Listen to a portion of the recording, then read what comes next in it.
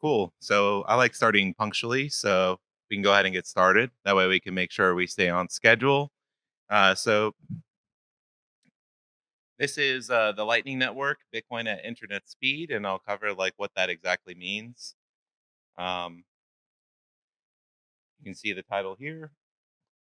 And first, I'll tell you a little bit about me and ZBD, and then I'll go into the depth of the presentation and workshop. So I'm Santos Hernandez. I have about 15 years of experience in financial services and technology. Previously, I worked for American Express. Presently, I am the Vice President of Business Intelligence at ZBD. I was the first product manager hired about 4 years ago, so I've been working on Lightning for some time. I'm a shadowy super coder, so I've been interested in Bitcoin um, since 2014, and I've built a bunch of different applications in the space and enjoy like trying to innovate. So that also led me to be a community leader and educator. So I've a bunch of different presentation videos on Lightning, UI, UX, application development, various different things. So that's a bit about me.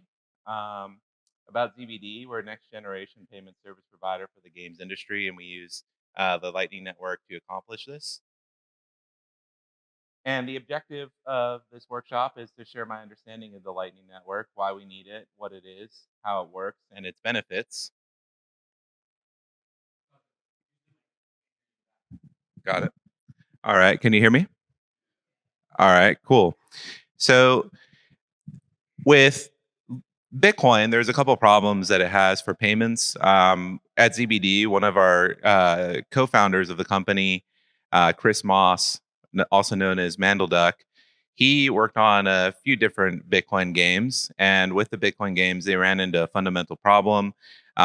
Initially, when they started, I think he launched the first game back in 2014, but there was a problem in terms of fees. Like after a certain point, the network got so busy the fees were too high in order to economically pay out users. In addition to that, there is a scalability issue where with Bitcoin Network, we have about 7 transactions per second maximum. And then the settlement times are ever increasing until you actually can be sure and certain that your Bitcoin is your Bitcoin. So those are kind of the problems. You can look at some potential solutions. One of them may be altcoins, or also known colloquially as shitcoins. Excuse my language, but as you can see, those run into some problems when you have a founder of a company. There's someone to target, and then you have a ton of dead ones. I took this screenshot a while ago, but as you can see, there was about 1,700 of them, and yeah, I don't think that's really a viable option. So this is my meme of shitcoins. So can't all shitcoins can't compete with Bitcoin, so they're sad and they die. And then the other potential solution that was considered or has been considered was increasing the block size, which you could look at as the block size wars. I mean, you can see how that's going, not very well, if I say so myself. So that's not really a viable solution. And we really don't want to compromise the block space because we know that it could lead and it will lead to centralization, fewer people with the capability of running nodes and compromising the Bitcoin network. So we don't want to compromise. Don't compromise yourself, Bitcoin. Um, Beyond that, you can consider like layer twos, one of which is the Lightning Network. So this is my meme, kind of like explaining Bitcoin and the Lightning Network. So Bitcoin is a monetary network and technology, Lightning being a payments network and technology.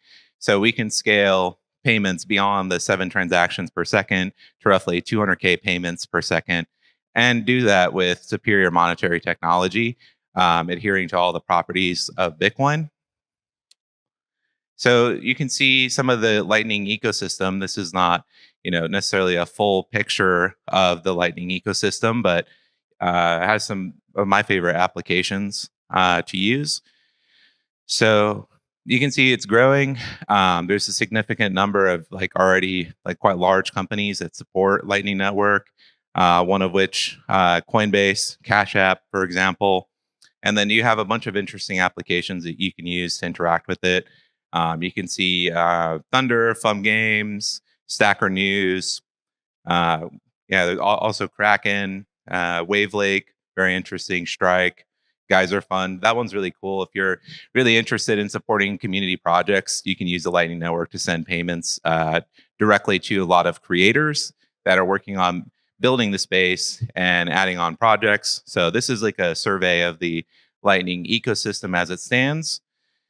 So going back to the Lightning Network itself, um, it's built on game theory incentives and Bitcoin's network and blockchain. So everything does eventually settle back to transaction on the Bitcoin network, which I will get into a little bit further on in the slides. Here you can see the properties of the Lightning Network and what make it a great payment network. It's global, it's low cost, it's secure, it's final, it's instant, it's atomic, meaning the transaction either succeeds or it fails.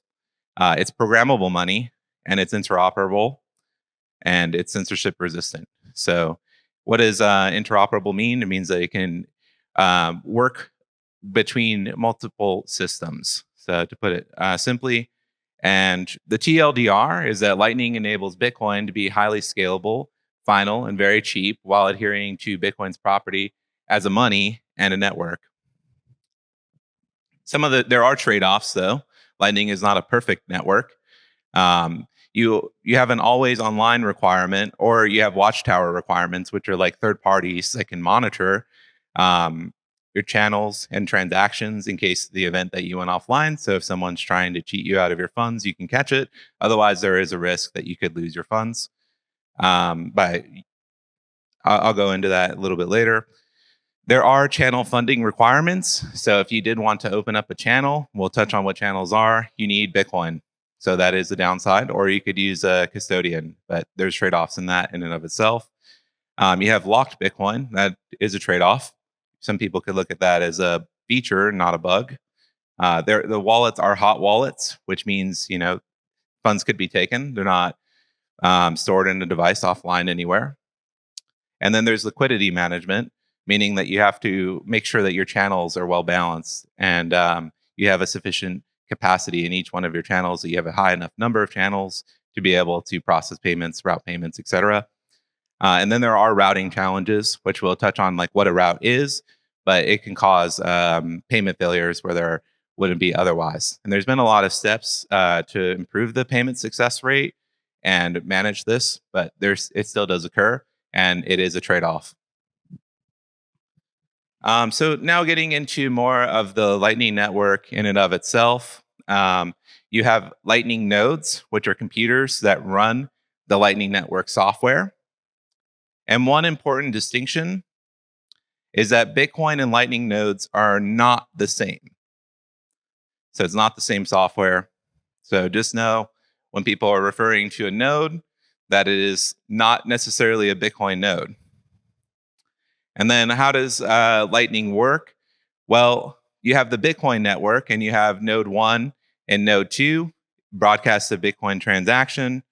The transaction gets confirmed on the Bitcoin network, and then there is a channel established, and you can then send funds between node 1 and node 2. And when I say node, this is again a Lightning Network node.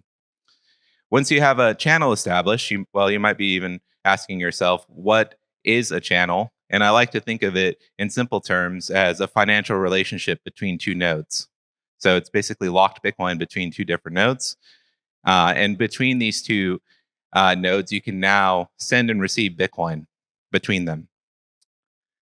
So this is kind of an example of what it would look like. So if node 1 opened up a channel with node 2, node 1 would have the full send liquidity on node 1's side. So that basically means, like, if you opened up a channel for 1 Bitcoin, you would have the ability to send 1 Bitcoin across this channel, which would then increase your receive liquidity. And let's go ahead and get into that. So like, let's say you sent from node 1 to node 2, you paid them half a Bitcoin. It would change the liquidity that was available, but you would overall have 1 Bitcoin in terms of your total channel capacity. And then now thinking about like a more complex network, What does this look like when you have multiple nodes with multiple channel relationships or financial relationships? You can basically send across the network if there's a pathway of channels. So, to put it simply, a route is a pathway of channels that a node uses to make a payment to an end destination on the Lightning Network. So, for example, here, let's say node 1 wants to send a payment to node 3, and node 1 does not have a financial relationship with node 3, but node 2 does. And node 1 does have a relationship with node 2. If there is a sufficient size of the channel, as well as liquidity, you can process from node 1 to node 3 a payment. And all of this will either succeed or fail, and there's certainty that the payment was processed and the funds were moved. Now, thinking about ending a financial relationship on the Lightning Network, you can broadcast a transaction with the final state. There, node 2, let's say node 1 did this. Node 2 does have an opportunity to dispute it if they try to publish an old state of the transactions. And this is where someone could try and cheat you out of your funds. However, if you're online or Watchtower is online, you could broadcast a more recent state. And there's ways of proving this programmatically with code, and you would end up getting all of the funds that were available or remaining in that channel. Let's say in this scenario that no one's trying to cheat anyone out of the funds, they're using the latest channel state. Then in that case, once the transaction was confirmed on the Bitcoin network, included in the block, etc., your funds would be distributed back to both parties, depending upon what the end channel state balance is on both sides of that channel. So that covers how does the Lightning Network work at a high level. Getting into more of like end user experiences, what does this look like? There's a few different, like what I like to call building blocks of the Lightning Network that you'll encounter in your usage of the Lightning Network. And almost everything rolls up to one of these essentially, which is an invoice, or some people refer to this as a payment request. So payment requests are only able to be paid once, and we like to call these at ZBD charges. But the most common terminology is invoice or payment request. So you can generate a charge. This is or an invoice or payment request, and it will specify the amount. It'll have an expiration time frame, and then it can only be paid once. I will send this to, let's say, my wife here, Heidi. I'm asking her to pay me back for breakfast. And I would send her this. She would copy the invoice and then pay it. And most applications have like a very straightforward user flow. But if she copied the same invoice and tried to pay it twice, let's say I also bought her coffee and I'm saying, hey, I need you to pay me for that coffee, then you wouldn't be able to pay that invoice twice. Now, there are also these things called amountless invoices now that you can use to send, where you don't have to specify an amount up front. But I don't want to go a little bit muddying the waters, but that is possible, and it is common. So I think Cash App supports this now in quite a lot of wallets. So you don't necessarily need a specified amount, but it is not adopted by every wallet yet, as far as I'm aware. And then if you don't pay it within the expiration time frame, then you'll also get an error. So just be aware of that if you're trying to pay any invoices or payment requests. And they typically are embedded in a button that will say like pay using the Lightning Network, or as a QR code. So this is what like most point of sales will use to transfer funds from user A to user B, or company A to company B. And this is kind of what the use or what the flow looks like. So to summarize, like payment requests are great for purchases, and they're the most widely adopted standard, though they can have more friction at times because of these other things that can go wrong. So let's say Bob wants Alice to pay him. Bob would generate an invoice after specifying an amount, expiration time, and a description. Bob would copy the invoice and then send it or show the QR code to Alice. Alice would receive the invoice and then needs to scan or copy it and paste it into her app. And then once she has done that, she can confirm and pay. And then Bob has received Alice's payment. So that's essentially how the invoice flow would work. And then there is a thing called LNURL now. This is payment orchestration for the Lightning Network. So you have these things called LNURL Pay. They're also like basically static invoices, so you don't have the same problem of you try to pay the same invoice twice and it fails as a consequence. It basically behind the scenes go and fetches invoices and it pays them automatically. So it's a protocol to make the payment experience of Lightning better. And then to get money out, you can also generate QR codes called withdrawal requests to be able to move funds from provider A to provider B or user A to user B. So these are also referred to commonly in the space as like Lightning vouchers. And you can see there's like a lot simpler number of steps, which dramatically improve the simplicity of moving money into your platform. So basically, what you can do is you can generate, most applications have support for this. You can input an amount, you can generate a QR code or a withdrawal request, and then you can share that with an individual, and then they can copy and paste in their app, and the funds are automatically moved into their app.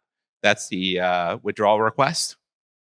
And then for the static charge, essentially you can just embed these on wallets. A lot of creators will use this.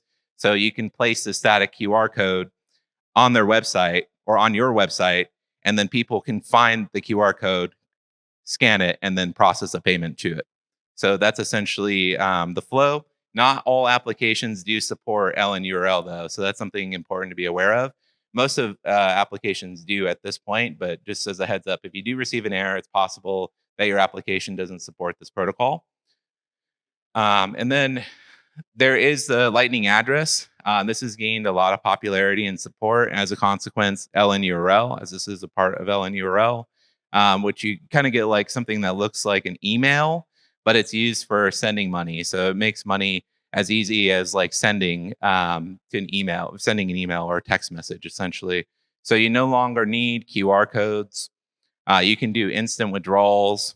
You can do easy deposits or withdrawals. Like Fountain uses this, and I'll show an example of what Fountain is if you're unfamiliar. And then you can also do like payment splitting and automatic payments to these things. Yeah, so that's pretty much the Lightning address. It looks like this, and you can also add it to your profile. So if you've used Nostr before, essentially what it can do is you can embed your Lightning address or attach it to your Nostr profile. There's a metadata event that will allow you to do this, and then you can process payments and receive money from anywhere in the world globally, which is really nice. And this is kind of what it looks like. It's a very like straightforward, familiar flow, since everyone here has probably sent an email or sent a text message. So you can specify an amount. You can put in someone's Lightning address. Here I put Andres, and then you can just confirm and send the payment. And this normally it requires like synchronous payments too. So normally you have to copy the invoice, send it to somebody, and then they process payment. It's kind of, and then if, for example, they receive it and they try to process it after the expiration time of the invoice, it can be a pain. Whereas this, you can just put in the amount and sats and then the Lightning address and process the payment. So it's quite nice. There is also key send. This is also like a static address, but the downside is that it's not exact. It doesn't have a user friendly identifier. So I would say like most non-technical users may not be comfortable with this necessarily or may not understand it. However, you don't need a QR code, and you can do easy payments and withdrawals directly to like a key send address. So one cool use case is like podcasting 2.0. So a bunch of podcasters have their key send, for lack of a better term, address, you can call it a pub key, attached to some metadata related to the podcast. And if you send a payment using this app, it can look up the information about the authors of that podcast. And then when a user pays it, it'll automatically split the payment amongst the creators of the podcast. So you can do some really innovative things with this too. And it's directly associated with your node. Here's some really cool experiences that we've worked on and created at ZBD. So here we embedded Lightning payments and earning Bitcoin directly into a game called Splitgate. I think it's like a AA title. We also have some mobile games that are like hyper casual where you can earn Bitcoin. And you previously weren't able to do this, which is the Bitcoin network itself. And you can, as you see, can see, instantly withdraw all the funds. So that was one cool experience that we've done with the Lightning Network. And then here, you can also do micropayments, and this is the application that I was talking to you about earlier called Fountain. So you can essentially find podcasts, and then if you they set up their application such that if you like a podcast, it'll automatically execute a payment on your behalf if you have some funds in the wallet to the creators of the said podcast. So it kind of transforms likes into payments, which is very interesting. And this is possible due to the fact that we have programmable money. So that pretty much covers the most of this workshop. If you want to try Lightning in easy, non-technical, something that you can do is download ZBD, and it has a Lightning wallet embedded in it. Some other honorable mentions that I did not include here in terms of Lightning Network experiences would be Nostr Wallet Connect. There's like a frictionless way of receiving and sending payments there once you have set up the flow for a particular application. And then there's Bolt 12 as well, which functionally is similar to like a LN URL Pay, where you don't need to have a singular invoice generation. You can receive payments, but it's not widely adopted across like the application Lightning ecosystem at this stage. But wanted to call those out. So yeah, I hope this gives like a really good foundational understanding of the Lightning Network. Each workshop presenter will be delving into the Lightning Network and kind of how it's grown and expanded beyond what I've just presented today. So it'll be very exciting to see all of the innovative cases and how the Lightning Network has really grown and expanded well beyond where I think anyone originally imagined. So it'll be an absolute blast for workshops today. And thanks for coming to my workshop. Appreciate it.